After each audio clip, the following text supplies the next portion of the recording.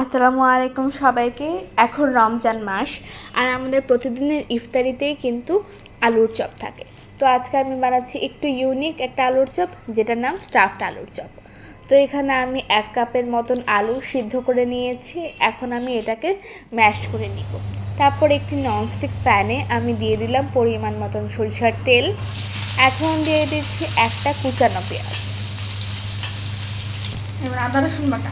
তারপর এটাকে খুব ভালোভাবে ফ্রাই করে নিতে হবে। এখন দিয়ে দিচ্ছে আদা এবং রসুন বাটা।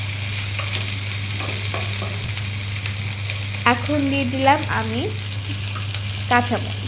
কাঁচামরিচটা আপনাদের যেরকম ঝাল খেতে চান তাহলে কমিয়ে কিংবা বাড়িয়ে নিতে পারেন। এখন দিয়ে দিলাম আমি স্বাদ মতন লবণ। আপনারা যদি পরিমাণ আলুর চপটা একটু বেশি বানান তাহলে এই সবগুলো আইটেমে একটু বেশি করে দিলেই চলবে। এখন আমি এটা খুব ভালোভাবে ভেজে নিচ্ছি।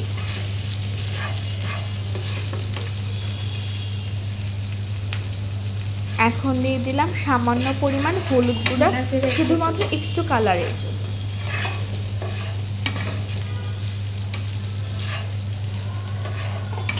এটা মিক্স করা হয়ে গেলে এখন দিয়ে দিলাম আমি ভাজা জিরা গুঁড়া। এটাও ভালোভাবে মিক্স করে নিব। দিয়ে দিলাম ধনিয়া গুঁড়া।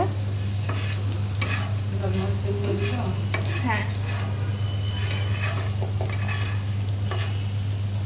হালকা একটু পানি দিয়ে ভাজার জন্য মশলাটা। এখন দিয়ে দিচ্ছি লাল মরিচের গুঁড়া।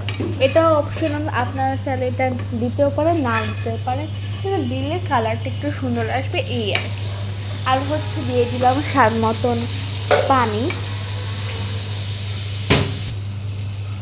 তো পানিটা আমি টানিয়ে নিয়েছি। তারপর দিয়ে দিলাম ম্যাশ করা আলু।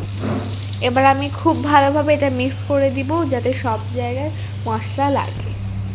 তারপর আমি এখানে একটু লেবু পাতা দিয়েছিলাম স্মেলের জন্য। আপনারা এটা না দিতে চাইলে সমস্যা নেই। দিয়ে দিলাম এখন ধনিয়া পাতা।